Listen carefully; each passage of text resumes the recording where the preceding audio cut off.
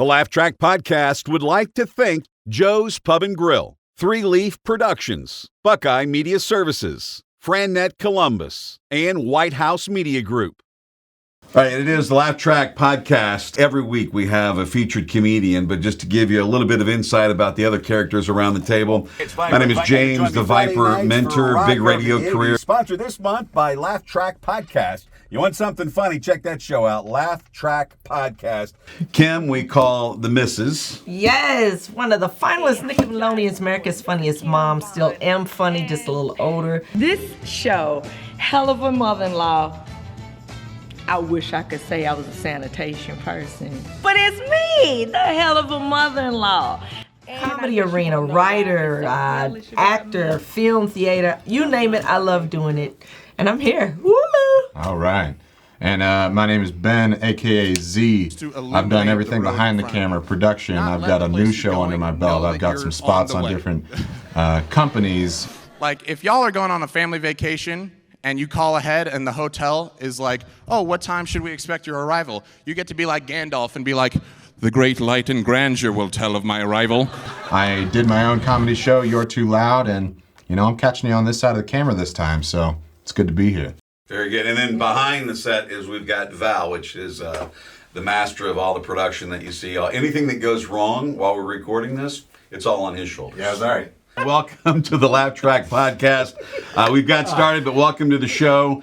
You've got Z, you got the Missus, you got Viper, and our guest today is Jesse Pimpinella. Is that right? How you doing? How Yes, do you that live is. with a name like Pimpinella? Pimpinella? Let me tell you something. Pimpinella. You think? Do I look like a pimp? Do you think I'm? I ladies? don't know. That's No, it's your real name. That's not a stage name, though, right? It's my real That's name. a legit yeah. name. Okay. No, it's a legit name. I wasn't a pimp growing up. Trust me about that. All right. I remember the one time I got a hand job, and the girl thought she was reading Braille.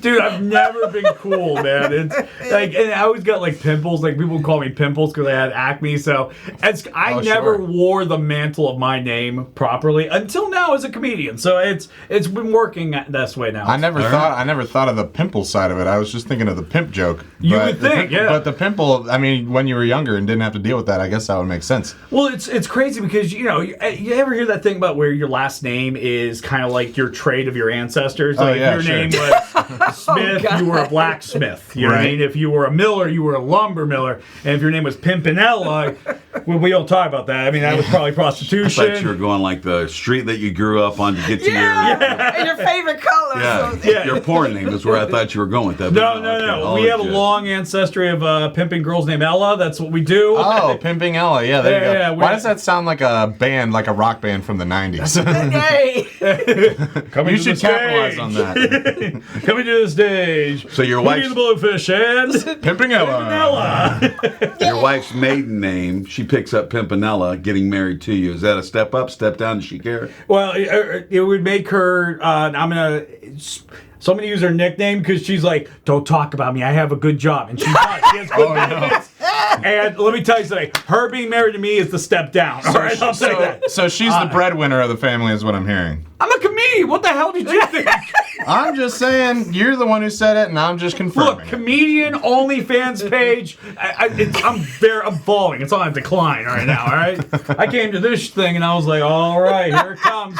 Roll out the yoga mat. Here comes the solo show. But anyways, look. But no, like her is Spooky Cosentino Pimpinella, which is just like. It's just like the most Italian thing you can get from her. Yeah, you know sure. I mean? You're one step off a mob boss at this point. Exactly. No, you win at a drinking game. Well, she's Sicilian, which is different than being Italian. Oh, Sicilian, it's like this. Like I'm like a redneck in the Italian world, and they're like the mob bosses. Yes. Like. Just a little white trash. Like that's who I am. You know what I mean? I'm like, oh, yeah. So what I'm hearing is she got the status and you got the nose, right? There you go. Yeah, I got the nose. Yeah, look at this thing, man. Like, You know, from this angle, you know who he reminds me of?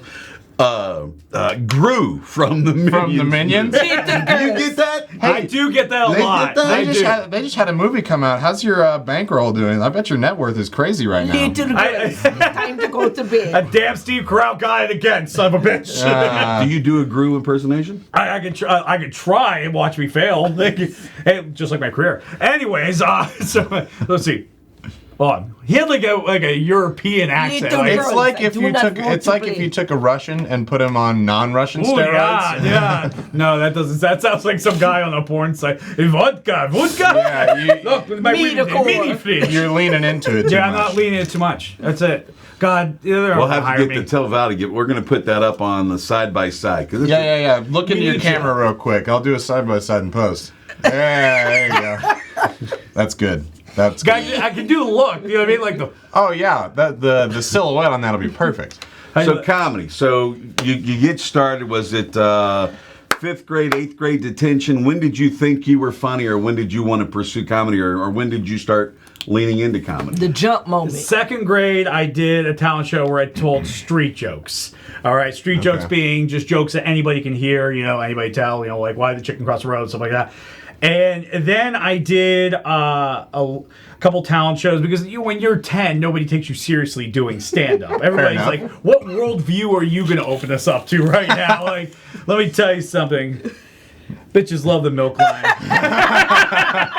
But if you get chocolate milk, that's your crush for a week. Like, that's, yeah. I had a catchphrase I was working on. Chicka-cha. Like, wasn't good as get her done, but I was working on it. Get her done. Yeah. But so then I got into high school. I did stand up at a show where I was kicked out. So what happened was I went to a Catholic school. Okay. And they were very strict. I mean, and when I was there, I did about everything I possibly could do. I did like theater. I did. I did band. I wasn't an altar boy because I wanted to wait till marriage. Fair enough. Fair enough. Hey, look, it's my hole and I can keep it sacred. All right, I'll wait. Anyways, so I had to do. Hashtag Jesse's way. Jesse's way. Yeah. It was a weird abstinence call. Yeah, sure. Yeah. But anyways, I had to do this thing where it was a lock-in. So they locked all these kids in the school for one night, and it was just a lock-in, and they did 2 shows for the upperclassmen and the underclassmen. So they did the upperclassmen first. I was a freshman. They didn't screen my act. They just looked at me like, this kid's getting thrown in a locker for the rest of his time here. Just let him go on stage. That's fair enough. I go on stage, I tell a joke, and I get kicked out after the show. The first joke? It was mid-joke. What did you middle say? joke. And it wasn't that bad. It wasn't that bad. Like, didn't even let him finish. I hit on this one woman, and she's like, you're the reason why I like women. And I said, could I watch? And, just a really simple, dumb joke. Sure. And the audience went crazy, but they were mad at me. And they were mad at me because they were like... It was really funny?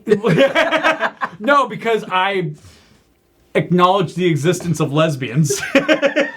Well, that's Jesus. Like, what year was that though? That was like 2010. Were they nuns? No, there weren't nuns there. Yeah, but they were like, like nobody's watching porn out there. Like nobody is. Here's the thing: Catholics are the most repressed people. I'm repressed. I'm a Catholic, so like we seek things out. Like there was a list they had, which was like the hot list and not list, which was this is good for you and you're going to hell. And everybody would get that going to hell list. All right, we got some shit we gotta watch tonight. You know what I mean? I will say, just before we move on, that Catholic comedy is also another great 90s rock band name. Catholic comedy. Just gonna throw that out there. There it is. Yeah, we should start a band right now. I'm down. I think we can make it pretty far. I'll OD halfway, but then we'll get someone else to take over for me. But we can do it. Yeah, let's do it. Yeah, we'll call it. What was the first name we had? The pimp, Catholic comedy. No, the pimp. Pimpinella. Pimpinella. So we'll call it Jesse and the Pimpinellas. Yeah. We'll do something like that. We'll mix it up. Sure. Yeah. I'm down. I'll meet you next week. So Kim has told us stories about on the road doing different things and bad experiences or unexpected things that happen in the green rooms, all that kind of stuff. Give us one story or something that's happened on the road. In your brain that you were so afraid of it was going to end that night. You was like, oh my God. I did a thing in Youngstown. That's where I'm from. So one of the things I did was this thing called Youngstown's Got Talent. Okay. And they were doing like a knockoff of America's Got Talent, but spoiler alert, not a lot of talent. And That sounds about right. Yeah, it sounds all right. Mafia capital, but no comedy. Yeah, no comedy. Yeah. Fair So enough. I had to do like a. Can't win them all. No, you can't win them all. I mean, we were good at drugs. I mean, literally, you can't swing a deck out without finding somebody who deals anything. Like you go to a Taco Bell, they make burritos like this. They're going wrap it up, man. Wrap it up. It's what they know. Thinking outside the bun on that one, but that's an old slogan. An old Taco Bell slogan. Now it's like Live Moss or Yeah, it's Live Moss right now. Think outside the bun. That's like early 2000s. Release the Chihuahua dog. We know you still have them. You'll kill Taco Bell. I'm still waiting for him to bring the Mexican pizza back, bro. Yeah. They did. I know, but I They still brought it can't. back and it's gone. I still can't They find sold it out. anywhere. How can you not They plan brought for it back, but Didn't they even brought last it back like 2 or 3 weeks. I mean, it's the same meat with McRib. You just gotta wait till one of the stores is ready to share it. I'm you waiting go. for taco meat to come back. I don't know what's in Taco Bell. So anyway, I did the I don't know anything about America's Got Talent, so I don't know the structure of that show. Right? Okay, yeah. So they made me audition, and then I had to do something where I would talk to the judges via video, and they watch it later. And like, oh yeah, why are you doing comedy? And I was 18 and just the biggest douche tumor I can ever imagine. Douche tumor. Douche tumor, You are yes. inventing words tonight. Yeah, So. well, quite the douche tumor, phrase. well, if you look up a douche tumor, you'll see man bun. But that's besides the point. There you go. There you go. So, anyways, they're like, so answer some questions like, why do you do comedy? And I'm like, oh, I just want to heal the world and make people laugh. And if I go back in time, I'd beat the shit out of myself. So, anyways, the night of the show, right? And I'm on stage. They're about to bring us up. We have 3 judges, and I'm first up. First off, comedy going first is not always great because you need to warm up to it, all right? Yeah. And I only had 5 minutes to my name. That's all I had in my career at this time. It's not a lot. It's not a lot at all, all right? But in your head, you're like, why hasn't Comedy Central called me? Right? Really, so Sure. before I hear my name, they're like, all right, give it up for Jesse. And then I'm about to walk on there and grab me like, no, go out there right there. Why can't we go on stage? They got to play your testimonial. Testimonial? And then it was me, yeah, comedy, healing the world. And the whole crowd just cringed and hate me right immediately. And then they showed my stand-up I did an audition. They were laughing hysterically. They loved it. They were, woo! And that was the same act I was going to do. And I'm like, well, I hope they like the encore. I hope they like me doing it again. I did it again. And Liz, I'm much better now. Like, I'm quicker and faster, especially when there's hecklers or anything like that. Yeah, you're really good catching Thank that you. So water you bottle. saw how good I was? Yeah. And then, because like one of the situations I caught myself in once I remember I was in this room. And there's these, it was a very bougie town I was in, and the women were sitting there, and they're in the corner cackling, laughing. It's just like these Real Housewives of Dublin, Ohio kind of deal, you know what I mean? So anyways, everybody's trying to enjoy the show, but they're laughing. And I just tell them to be quiet, and they're like, no, we paid. And she's holding her cup, and I'm like, but that's not the only plastic cup you have. And now that is perfect. yeah. That's how good I got. What happened next? Oh my God. What happened next in this Youngstown's Got Talent story, that Jesse wasn't there yet. Right. So what happened was Oh God. I bombed miserably on stage. I just eat my dick on stage for like 5 minutes. Just da da da da da da da da da da da da da da da. Yeah. And I just want to get off stage. I want to go die in the green room and be done. That's all I want to do right now. And they're like, no. I'm like, what the hell do you want me now to do? You have to be critiqued in front of a live audience. Oh, And they were mean. And the one guy hit me with the hackiest joke. He's like, Jesse, you said that Catholicism is like the Nickelback of religion. Perhaps you are the Nickelback of comedy. Oh. And That's no good. I wish the show was over there, but it wasn't. So I had to sit on stage in a chair while everybody else performed, and I was first, so I had to be there for the whole show. Oh. And everybody was messing with me. So there was a juggler, right? And he's juggling. There were singers, like all kinds of stuff. But this juggler, man, I don't know what it is about I don't know them. what jugglers. I don't like them. So what happened go ahead. was, this girl, she's juggling, she's making jokes, everybody's laughing. She's like, wow, who'd have thought I'd be the funny one on the show? Everybody looks at me, I'm just crying in my seat like a little bitch. Threw a shoe at her and made her balls bounce. And then I wish that was the end of my interaction with her, because after the show, Tell me you didn't marry her. I wanted to get out of there. We've been married for 23 years. If I would have married her, I'd be in an orange jumpsuit celebrating a murder doc right now. Okay, but anyways, she's coming up to me, she's juggling, she's like, hey, great job tonight. Ooh, she did. Are you serious? She's juggling with one hand. She did the ooh. She kept juggling? Yeah. I was like, oh. That has to be probably the most disrespectful thing you could ever do. I got trolled by a juggler. I bombed on stage. I got humiliated by judges, and that was one of the worst nights of comedy I've ever had. And you got back up and said, yeah. Yeah. And that's why comedy, you have to have a certain mental illness. You're going to be like, I can't wait to do this again. Like golfing on the 18th hole, right? Yeah, right. He's like, I'm going to do this again forever. So have you ever had a situation on stage where you felt like you've gone too far? Or you instantly recognize from the audience, like, that might have been, was it too soon? Was that too much? Or can you go too far? Just a little bit too much awkward silence. Yeah, too much awkward silence. So, so to answer both those questions, can a comic go too far?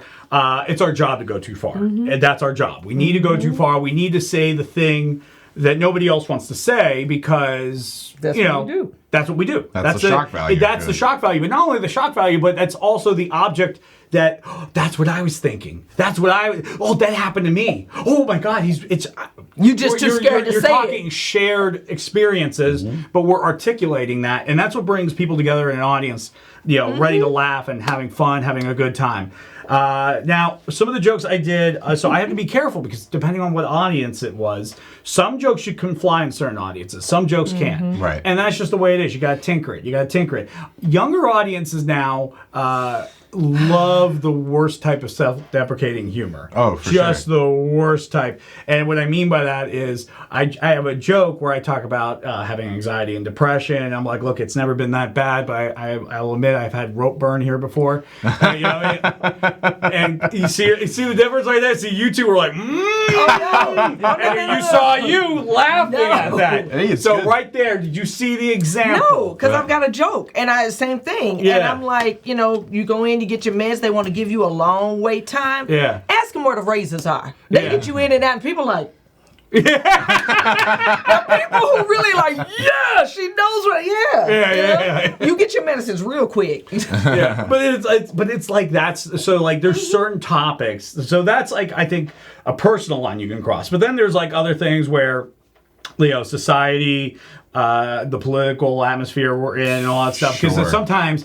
you're not going too far, you're just crossing somebody else's line, right? And nowadays, I feel like you ever see Ocean's 12 where that guy's like going through the lasers, like he's like breakdancing through it and all that stuff. That is trying to be a clean comic, not offending anybody. Sure, it's nearly impossible, and it's only in the movies. So the cancel culture, we're not with it. Censorship of the comic, it's just, are you kidding me?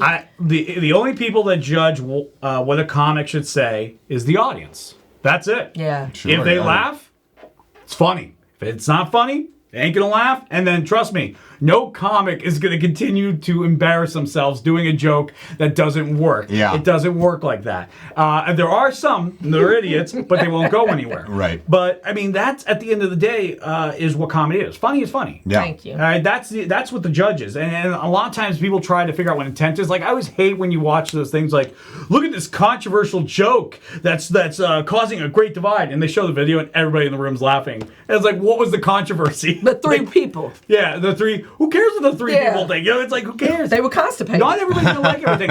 I'll tell you what, if I get offended by somebody, I buy them a shot, because that's amazing. I'm offended. You found a line I didn't know I had. You know what I mean? Yeah, that's fair enough. Yeah, so I welcome all of you and the comment sections. Bring it. Watch, they're all gonna like paste my face into glue. Maybe don't cancel the show first thing. No, they're just gonna release like a Minions director's cut where they just paste my face on glue the entire time. Like We're going to put one up on screen. So Val, make sure you got that up on screen. The meme. Yeah, for sure. So you talk about knowing when you go too far, or even planning jokes, working those out.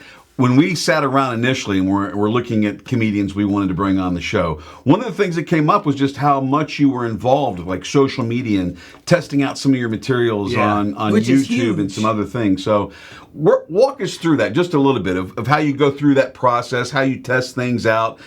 When you say, okay, it's not going to work, I'm moving on, I'm ditching it.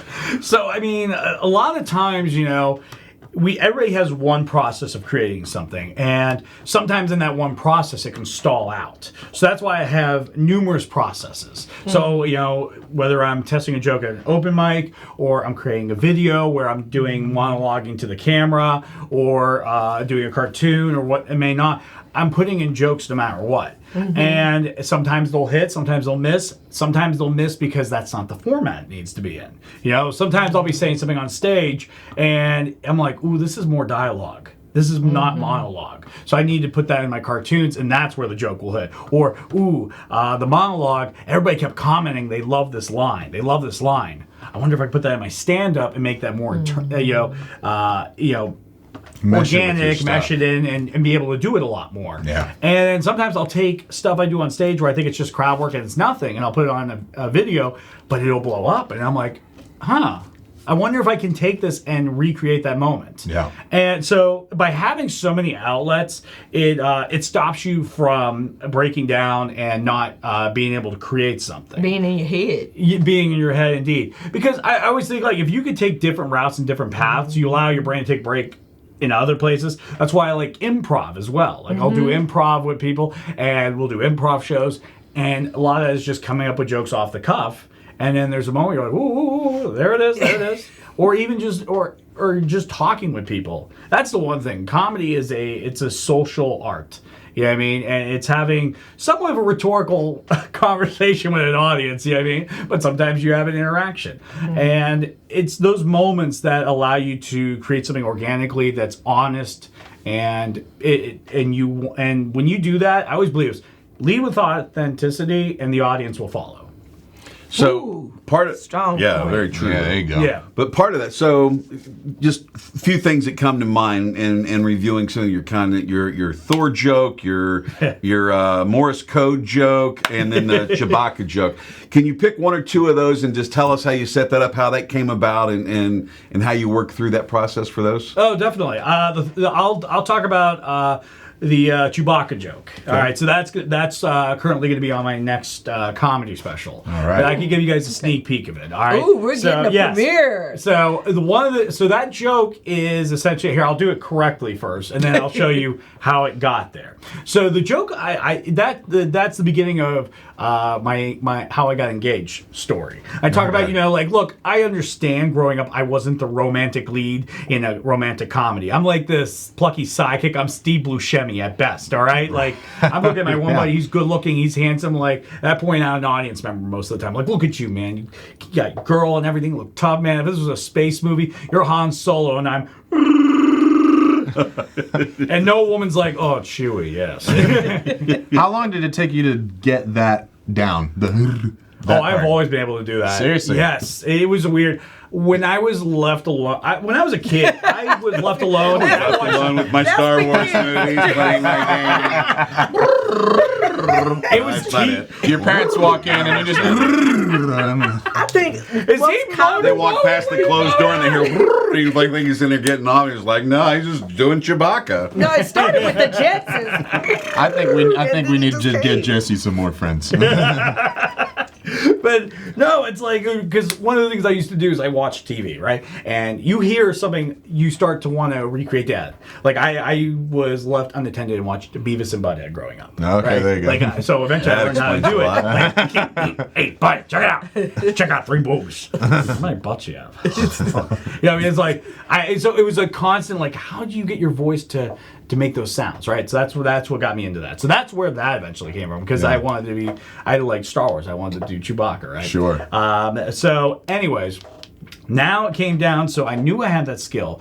The point of the joke was I wanted to outline that I know this is not who I am. I wasn't that guy growing up. Right. So I needed to, and the best way to make an audience laugh and explain something is give them something that they already know and highlight that. You know, again, articulating what everybody else knows, but no one has said yet. So, and at first it wasn't Chewbacca and Han Solo. It wasn't that. Because I used to do younger audience members. Sure. So the one thing I said was, I'm like, my buddy, he was good looking, and you're going to see how outdated this joke is, especially. So real quick to the camera, this joke is outdated. This joke doesn't make any sense anymore because of what person A did. The joke is like, I'm looking at my buddy, he's handsome, good looking. Like, if this is a TV show, he's Drake, I'm Josh. You know what I mean? Now, yeah, you can't say Drake anymore because he's in jail for being a creep. And the funny thing is, Josh looks good nowadays. I don't know if you've seen him. Josh looks great. He looks really good nowadays. He's done good for himself. But I used to tag him like season 2 Josh. I wasn't banging Mindy yet. You know? But real quick, I know Drake's a creep. This is old. Creep's an understatement. Yeah. Sex criminal. We don't want to associate with that. We're not associating. So obviously that joke doesn't fly anymore, and that's the trick to some jokes. Some jokes they have an expiration date. They have to augment. And that joke was not going to work. Do you ever tweak them, or do you just let them burn? Well, no, I try to figure it out. So I just like, okay, I'm going to make this joke work. I need this to work. So then I was like, all right. I do a lot of older audiences as well. So one of them was, he's Dean Martin, I'm Jerry Lewis. And that would hit. But then it would leave the rest of the audience, the grandkids that came to the show. Like, what? Who? I love Jimmy Dean. What is that? Jimmy Dean. I love his sausages. It's like, nope, not that one. Nope. So I had to find something that was timeless, evergreen being the key word.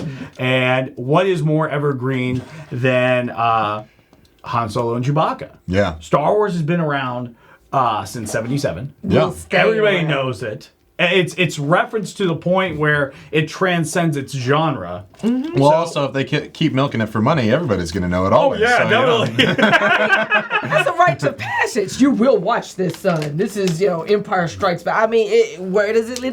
That's part of my checklist for dating. If you don't know what Star Wars is, I walk up and I let you foot the bill.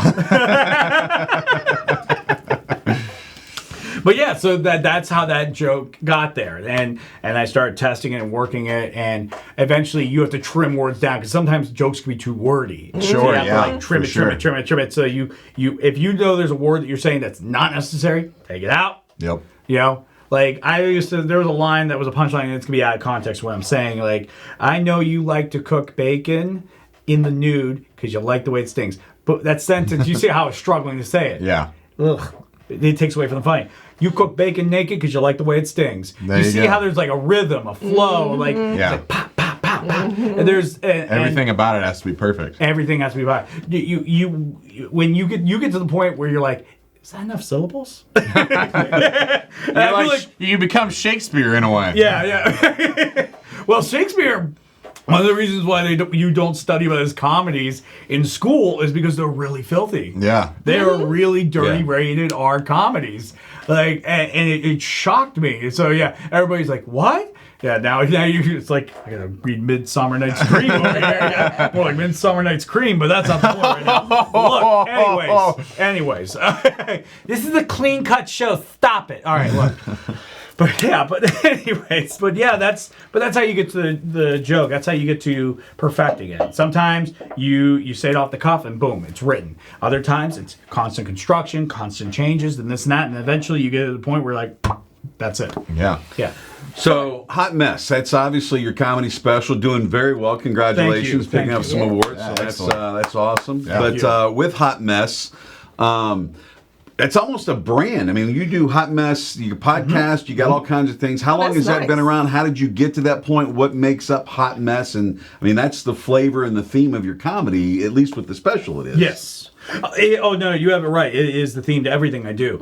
And I came upon that when I figured out who I was as a person. That's the one beautiful thing about comedy. It takes a long time to find your voice. Because you can be fun. Yes. You can be hilarious. You can be great.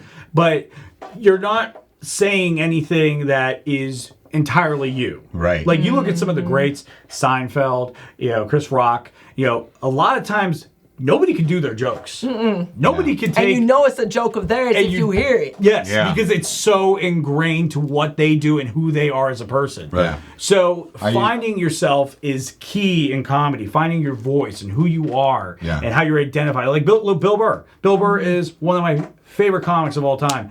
And, what do you think, Bill Burr? Angry, hot takes, boom, boom. And that's what it is. That's who Rodney he is. Dangerfield, get no respect. Get no respect. Yeah. One of the most brilliant things in comedy. I get no respect. You could drop him anywhere in the world. All right? Anywhere. Pick a country. Spin a globe. Point her. I bet you there is a person there that has like, dude, I don't get enough respect for what I do. You know what I mean? Yeah. And that's why it's such a brilliant There thing. was what's the comedian White? The guy that was always like, I'm assuming he always was. Ron White? No, not Ron White. I want to say it was White. He Walter. Long hair, and then he always like mumbled. He's always like, so Stephen Wright? Stephen Wright. Yes. Yeah, you're like, how do we get to our ABCs? Was it because of the song? That guy. Well, now there's a new guy out that's very similar to him. It's got the long hair and the baseball cap, and he's like, oh, this is funny. It's funny, right? Well, it's funny. It's funny. You're having a good time, right? You're having a good time. But everybody has their personality. So I think from a hot mess, your brand of who you are and getting there. Yes. All those comedians, there's things about them that draw you to them, and you like their style, their pace, their rhythm, and or their jokes, whatever that is. Yes. Yeah. Like I gave up on perfection. I gave up on the idea that I can be this clean cut packaged thing. Yeah. I know I'm a hot mess. I'm chaotic. I'm all over the place. My energy's up. My energy's down. I'm like here and I'm there. Yeah. And once I decided to own that instead of looking at it as a flaw, that's when I figured out like, ooh, this is who I am. Yeah. So now I can feel like I can speak freely for who I am. Yeah. When I was writing my show, You're Too Loud, I always used to call it Finding Your Shtick. Like your thing. That's a good title. Yeah, Finding Your Shtick. That's a good title. Yeah, I might use that later. It's sexist. I don't like it. Your culture cancer. I'll have to patent I don't that have later. a stick. But I always used to call it Finding Your Shtick. And the best part is that if like a good comedian doesn't have to go out and search for it, it is already a part of who they are. Like in terms of hot mess, you already knew that like that was something that was a part of your everyday life, being a hot mess and everything. Yeah. When I was growing up, I've got a very loud voice. I mean, James, I'm sure you've had this happen where people just tell you you're a loud person. That was always something I had growing up. Teachers would yell at me. My friends would be like, "Dude, you're so loud." And so it was just so easy when I was writing my show. I was like, "Boom, you're too loud." Everybody gets it. Like I was telling people, I'm doing this show, You're Too Loud. And they're like, "Oh, it makes so much sense. You're such a loud person." And I was like, "Yeah, I know. That's kind of the point, genius." Yes. Yep. But just finding like that thing that's already a part of who you are as your like shtick. Yeah. To be the comedian that you are, it's what makes a good comedian, in my opinion. Just already I having think it's already here. That's what I'm saying. And the thing is, are you willing to lift the layers so that it can elevate? Yeah. And I know some people that I'm not ready for that, and and they're good, but it's like the moment you say, "Oh," and it's like, "Oh my God, you are so insane." Well, it was there. You were just trying to hold it together. The greatest examples are Richard Pryor and George Carlin, Man. who were clean comics when they started out. Right. Squeaky clean. I mean, Richard Pryor, he was pretty much a carbon copy of Bill Cosby at the time. And I got first Another thing, you got to augment. At You can't, the time. Let me talk to you.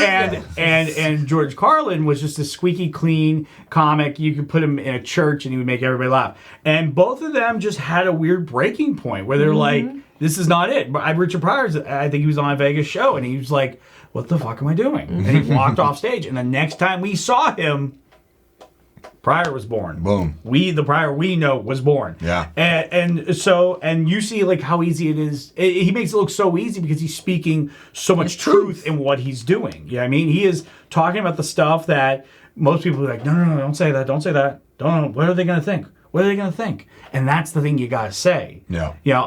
My first special, I talk about being cheated on. I talk about someone I was with that was originally my first engagement that failed. Oh, yeah. Yeah, which is, you know, nobody wants to talk about that. Sure, yeah. I talk about my upbringing and some big mistakes I made in life, but then it ends on a happy note of finding myself. Yeah. And who I am. And that's, there's an overarching message to that. And so when I found that brand, when I made my special, The Hot Mess, I was like, there's more to this. It's not just the special. It's who I am as a person. Yeah. You know, and so I've been writing. I'm in the process of writing a book right now. Oh, yeah. Please tell me how that goes. Mine is just a head on the wall watching the blood. Oh my God. Well, it's not a biography, and I'll admit some characters need to die. But that's beside the point. That's beside That's the what's wrong point. with my book. Some That's beside characters the point, need to right? die. Look, that's just what that was just editor notes. That was just editor notes, all right? I didn't write those. I just thought, I'm like, yeah, One of the voices in my head. Yeah. One of the voices. They're like, that character needs to go. And I'm like, oh, okay. Gotta call a doctor. But anyways, so the book, I have a cartoons animated sitcom. I have a podcast, which eventually I'll do it, like, it'll be like more monologue. I've been doing like more like open monologue to the camera, and I just make it quick, fast, like quick little bites. I'm talking about headlines or a crazy news story or something I want to get off my chest, because it's either the world's a hot mess or I'm a hot mess. Yeah. But I'm going to talk about Or the we hot both. mess that we are. Yeah, or the both. You know, maybe it might be something how it affects me. So at the end of the day, I feel like that I talk about that because the worst thing to feel is like you're alone in your own tribe. You know what I mean? yeah. And when Say that one more time. and when you feel like you're not alone and Yes. you're a part of something, it makes whatever you're going through so much easier. You know what I mean? Like, that's why we have bars. We gather around, we drink, we talk about the worst day we had at work, at the office, or my boss is a dick, or whatever it might be. You know what I mean? That's why people go to the bars. Sure, To talk yeah. about that. I think that manifests more with the pandemic. Yes. We did feel alone. You know, we weren't attached to what made us who we were. The bar after work, the organizations, the golf, you know, and you really started to see the break apart of us because exactly what you just hit on. Yeah, no, exactly, and that's what and that's what people need. That's what people want. That's why they go to a comedy show. That's why when they laugh at something and they look around like, oh, I'm not the only one who felt that way. I'm not the only one who got cheated on. I'm not the only one who had a failed relationship. I'm not the only one who said something stupid in front of the person I wanted to date, and then now they won't talk to me anymore. And that it takes away all the pain, because you know at the end of the day, the jester was the only person that could make fun of the king. Oh, And yeah. he was also, if he had to deliver bad news, he had to make sure he was funny, because if he wasn't, he would get killed. And that's where killing and dying came from. You either killed in front of the king or you died by the king because you weren't that funny and that news sucked. Which, you know. We took the stage, You man. imagine, I like- killed it. You mad? Like I would hate that, because I remember delivering bad news to my mom. I was like, I'd have been 0 wins. I'd have been dead numerous times. You just sent our entire audience back to some memory. I come Mom- with my own weapon. Kill me now. Everything became a Shakespearean soliloquy when you talk to your mom about something going wrong. Listen, Mom. In the long, grand scheme of things, this will be okay. Let me tell you a Let me tell you a tale of when I messed up and I lost $1,000. Bye. It's like, get out of here. And then you see the My smoke name come was out of her ears. Yeah. What is life without experience? Right? Yeah.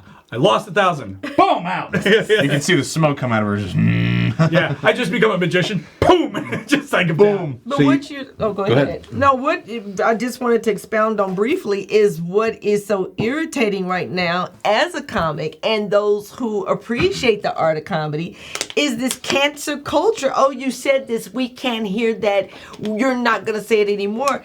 The quickest way to describe a comic is that we are therapists seeking therapy. So, you know. I always say to anybody who wants to stop a joke or cancel a joke, this is what I always say. Comedy at all points is us just holding up a mirror to society and pointing out something that exists. You are deep. Go, Pimp. If you hate what you see, Go, Pimp. Where were you? Where were you? Go, Pimp. Go, Pimp. Where were you? Go, Pimp. You got the best hype girl sitting right here across. I want you to come, like, hang out all the time. Like when my wife's like, do the trash. I don't want to. And then she's like, go Pimp! Go Pimp! She's sleeping on the couch, but you're still like, go Pimp! That's your couch! That's your couch! You're opening up his next show. Yeah. But anyways, but it's serious. But it's the mirror. Yeah. We're holding up and showing you something, and if you hate what's in that mirror, go fix it. Go fix it. Change it. Because guess what? You fix it, you fix the problem, and you change it, the reflection is gone, and now the joke is gone because it doesn't exist anymore. A little Michael Jackson. Yeah. Looking at the man in the mirror. Because it's crazy. Because what's better? What's better? Stopping world hunger or stopping someone from talking about world hunger? Hey, there you go. You know what I mean? Like, all right, I did myself a good deed of the day. Yeah. He made a 2 cents a day joke, and I put an end to it with my tweets. We would destroy They politics. We Yeah. woun't have anybody, the Senate, the Congress, they talk about it. We Yeah. wouldn't have them if that stopped. So Yeah. But like I said, that comedy has always been that, and you know what I mean, and it's always been truth. You know what I mean? Because that's why it's funny. That's why it's pointing out something in society that is true. And even though the joke is absurd, it's pointing out either a behavior, a thing that's happening. And like I said, you want to get rid of that joke? Fine. I'll play your game. You gotta fix the thing that we're joking about. Ooh. Fix that. It's gone. And best case scenario. Wow. You Yeah. fix. Isn't it something? You hate No this. Pimp. You hate. It's like you hate that. You hate this whole issue that's happening. In our country. Fix it. yeah. And I won't joke about it anymore. You know what I mean? If you hate you hate them talking about death, cure death, or get a therapist and talk through your issues. It's You know what I one of mean? those things. Because sometimes it'll be crazy. Like I had a comic one time. They were like. They were talking about their mom dying. Okay, right? yeah. Her mom dying. To be clear. Okay, yeah. Her mom. The stand-up comic's like, my mom Right. recently died. And she made a joke about it. And then somebody in the background, that's not funny. My mom died too. And I'm like, why is it about you all of a sudden? Yeah. It's about her mom. Yeah. Why did you need to say that? And I think she was very quick and she said, dig her up and prove it. Wow. Which Look, the carrots are like the Look, tablecloth. if you're going to listen, if Wow. comics know something right now as heckler, whatever Hey. magical gem you got in your head, every comic has deflected it with 20 different weapons. Yeah. So all they're doing, they're like, oh. and you got What's the British comic that is like solely crowd work? I can't remember his name. Ian Bag. No. No, No, 'cause he's from Canada. He's from Canada. Sorry. Yeah. I Oh, worked with him. he's He's like super. Oh, I'm drawing a blank. I know who you're talking about, and I'm drawing the worst blank right now. I know. About that, yes, So- which is always great content, people. You know, it's like the podcast of drawing blanks. Val, throw a picture up right here. We'll do this afterwards. But this person, I was watching a video and he was doing crowd work, and it was something along the lines of, "You look like you banged a pig." That was like what the heckler said, just like something completely random. Yeah. You look like you banged a pig, and he's like, "Oh, did your mother talk about me last night?" And just like boom, That's an art to that. It And is. Bad what- mom jokes. What Jackie and I were talking about is you've got these social media talents, I won't call them anything else, but they've got 1.3 million views and followers, and so they get these headlining opportunities, but I'm talking to a camera. Yeah. So now you're on stage, you're the headliner, and something says, oh, well, and they're looking, it takes time to get that. First thing you say, look, lady, you don't want a shot at the title. I talk for a living. Like, you've got to put some fear in it, because if you're not, and two people, I can do it, they did it, now we're all doing it. Then somebody be quiet. Yeah. But the bouncers, if you got to call a bouncer to your crowd, unless they got a stick or unless they doing something or tasing you, something's wrong. yeah,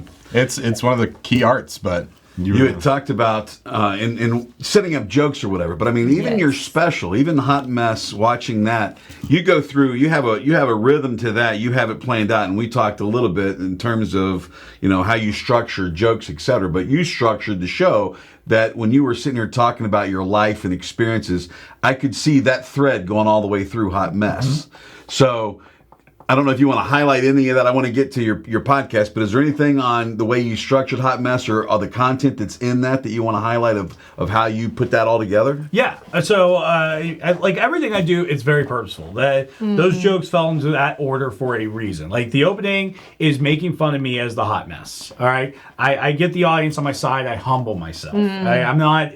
Look, I am not better than anybody. Trust me. I am like literally. I'm not one of those people. I'm like, look, I've been on productions where I've helped like crew members carry stuff in because I was a crew member at one point. All right? Yeah. I feel uncomfortable sitting there and doing nothing. That's just who I am. I mean, but sure. But yeah. But anyways, point is, it's like I want to humble myself. I want people to know that look, I'm an idiot.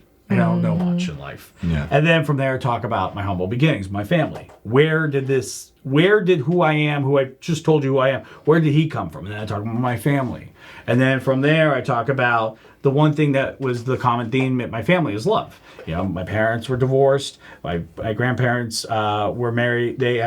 They've been married for 60 years. Wow. And I talk about where love is nowadays with millennials. And me being a millennial, it's a confusing time. You know what I mean? Yeah. So then from there, I go into what love is. And I talk about my failed relationship. And then I talk about meeting Spooky, my wife. And is so cute. And then from there, I talk about the prospects of becoming a father and stuff like that, and what it would be like to have a kid. And I end the show talking about a particular moment, a moment I had when I was doing Good Medicine, because we perform with children all the time. And it was something that made me feel like, I could be a good dad one day. You know what I mean? And that's how the show goes. It went from this idiot who went on a complete journey and figured out stuff about himself, and now he's great. And that's why my next special called Spooky, which is named after my wife, it's great. The first special is about me, and then the second one's about her. It's gonna go into all the stuff we're going through right now, and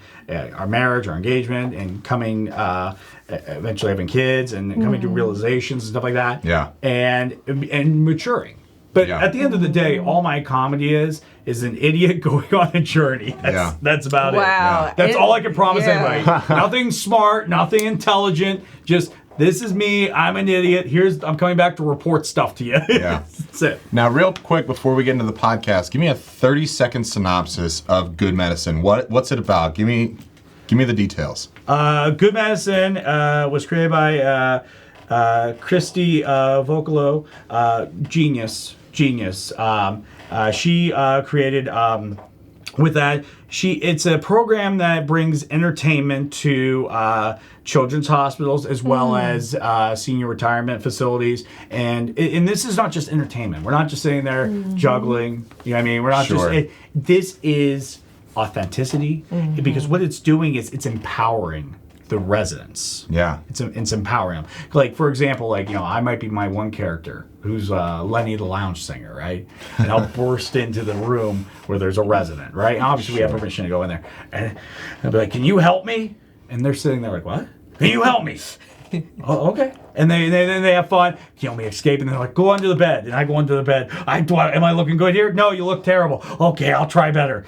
And what we're doing there is we're letting them have choice in what we're doing. We're giving them power that sometimes when you're laying in a bed all day, you don't really have a lot of power. You have people that come up to you, take this, eat this, drink that, take this pill, do this, do that. You have a lot of people telling you what to do, but then to have a moment where you get to do something, you get to decide what's great, it's empowering, especially when we do that in children's hospitals. You know what I mean? Yeah. I'll show them a magic trick. They might like it. And then, or maybe they don't. And they're like, I'm sorry, I'm just trying better.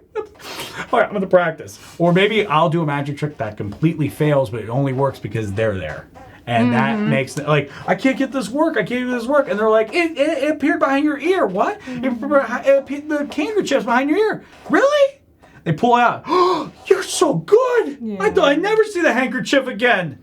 And it's stuff like that. It makes them feel like a superhero. And I think when you can do that for somebody and you can make them feel empowered, it's incredible. And this is all thanks to Christy. I mean, Christy is just amazing. She trained me at doing this, but she's been doing this for many years, and it has made such a big impact in so many people's lives. That's amazing. And what really drew us to you was really all the social media stuff that you do, how you're building your brand, things outside of comedy that you do. But really, the one thing that caught my attention, and Kim being a voiceover talent, me doing voiceover as well, I really love the podcast that you have with Hot Mess and the animation that you do. And you do all the voices, all the animation, you do all that, right? Yes, all of it. And you said earlier, there's certain things that will work on a YouTube channel. There's certain things that will work on stage, and certain things that you've decided that you want to push into the podcast because you can create something a little different with characters and animation and the voices. So let's talk a little bit about when you choose to put stuff into the podcast, how does it land there? How do you develop that? What are the favorite things? And maybe some of the recent episodes you want to highlight. But let's talk about the extended brand of Hot Mess into the Hot Mess podcast. Definitely. So what do I do to figure out what becomes the cartoon? So, I mean, there's two different ways. Number one, a joke fails on stage, but I know there's something to it. And it's not failing because it's bad, but it's failing because it needs a better conduit. It needs something to be transported in to the audience in a different way. Sure, yeah. And sometimes it's a visual gag. Seeing something visual adds to it. Now, I mean, I'm not saying visual as in like, oh, look at me. But I mean like seeing two different characters in the setting of a grocery store, whatever, interacting with that very conversation. Like I have a joke I wrote where I talk about how to make a moment awkward, right? Go up to somebody in a milk aisle and just lean over and go, my mom's is the best. and that would hit or miss on stage. It would hit or miss. And it's like, I know get hit. I mean, So I'm like, there's something more here. There's something more here. I'm like, all right. So how can I get it so it fires on all cylinders the way I want it to? Yeah. Well, why don't I have it? Guy looking in a store looking for milk. That's my character. I kind of looking around. Some guy walks up to me. He's bald. He's in a bathrobe. And he's like, I mean, and it's like little details like that. Stuff you see every day at Aldi's. Yeah, every day. Sure, pretty much. Yeah. It depends on what time you go Scratches there. his groin. You know what I mean? He's like, tell you, my mom's is better. And then watching my character react to his thing and stuff like that, there's all this nuance that occurs. Yeah. And I'm like, ooh, that's where it is. And I put that up, and then that one, and then it got a lot of traction. I'm like, okay, so there it is. That's the best that joke is when it's in that form. And then other times, I'll immediately go right to the cartoon option. And that might happen like if it's a current event, you know what I mean? Because I'll be like, ooh, this would be really funny to have. Because sometimes with stand-up, doing current events, they don't last forever. And you know that. Basically with comedy and stuff like that, because you've done stand-up and you know that. Like, okay, this joke is really funny, but it probably only has maybe a 2-month period to live. Yeah. So, for example, like if I was still dragging around the Will Smith slapped Chris Rock joke right now, everybody's like, all right, the internet's done 3 million of those. It's like, what else you got? What else am I bringing to the table? You know what I mean? About how am I revolutionizing that? I'm not. I'm not. You know what I mean? Yeah. So it's stuff like that. You know what I mean? It's like, I don't want to work so long to have this great bit that I'm just going to get rid of. Right. I mean, heck, it might make good crowd work, and then I take that and make it into a little crowd work video I put online, and it gets traction, and then it goes away. But yeah, there there's you nothing go. more I can do with it. But sometimes I'm like, oh, well, let's see what I can do with the show. So one of the recent ones I did was my character is having nightmares, and he wakes up in bed, and my wife's next to me, spooky, and she's like, "What's wrong? What's wrong, Justin? I just can't outrun her. It's just my sleep." Look. There's no such thing as Amber Heard. I don't know anymore. I don't know. She's there. Look, I'm going to go downstairs. I'm going to get you water, but there is no Amber Heard. Amber Heard doesn't exist. Okay. She leaves the room, and all of a sudden, woo, Amber Heard appears. Like, I heard you were snitching on me, you little bitch. She snaps like a belt. And it's just like, like that is for what I'm doing. That's the moment. Yeah. That's the moment. Unless she starts going crazy and beating up other people from Pirates of the Caribbean. Sure. Maybe that joke can come back. You know what I mean? But until then, the joke is it's going to lie. Yeah. You know what I mean? I will say, just to blow smoke at you for a little bit, that's such a really smart way of taking all the comedy that you write, whether it sticks on stage, whether it sticks in your podcast, just finding all the conduits available to take everything you write and use it to the best of its own ability. That's amazing. That's such a wise decision. Yeah, I mean, because like a lot of Are times, you surprised that he thinks you made a wise decision? I am kind of like I was like, yeah. I was like one of those mob boss lackeys from the 50s. That's what it is. See, on the outside, he's cool, comedy club. He's like, yeah, that's cool. But on the inside, he's like, let's go! But no, it's because like I want it because I never believe that there's something wrong with the joke. I mean, Sure. I've had jokes where I couldn't get them to work for 2 years, but I always kept it in my back pocket. I'm like, this thing's gonna work eventually. It's gonna keep, and then they get them to work finally. It took a while. You know what I mean? Like example, the one joke I talked about with the Chewbacca thing. I mean, that only took maybe a month or 2 months, and so to speak. Right. And I was very inexperienced at the time. I think I came up with that joke maybe when I was 3 years in. So I was struggling with that a lot. Right. You know what I mean?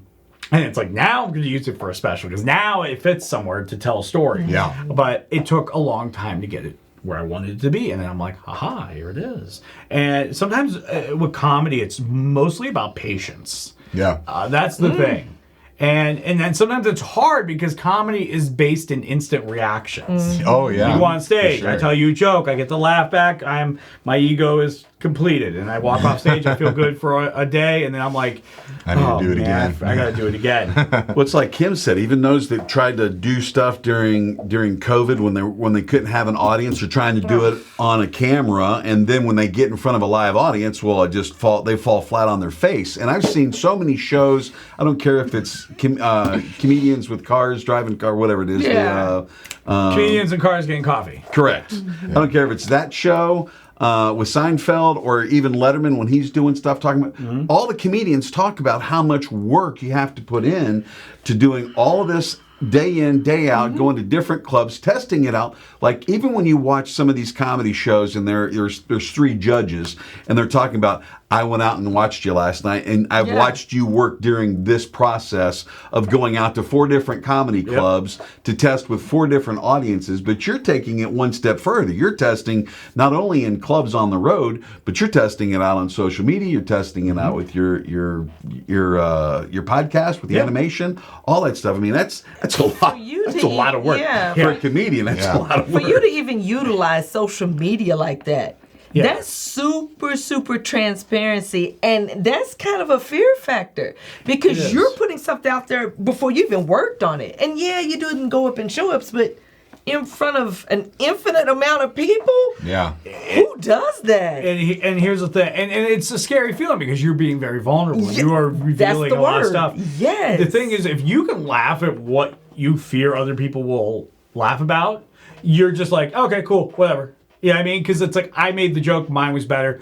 Good, you got your opinion. And sometimes I'll throw it right back, like, that's a good joke. You know what I mean? At the end of the day, you don't want to let the world beat you. And that's sometimes what comedy is. You're just kind of being, when I was younger, I was bullied, right? But I was very good at jokes. I was very good at being funny. And I would make fun of myself before they could do it. And that's where I got my self-deprecating humor. And they're like, all right, this guy's funny. And I still felt like that 50s gangster. Oh, for sure. Like, yeah, I'm really funny. Yeah, I think Locke is really good. And so essentially, that's what it comes down to, essentially. Yeah. All right, you've been watching Laughtrac's podcast. Our featured comedian, funny guy, man, so happy for you. I'm wishing you nothing but the best. Your specials you're already getting awards for that. Hot mess.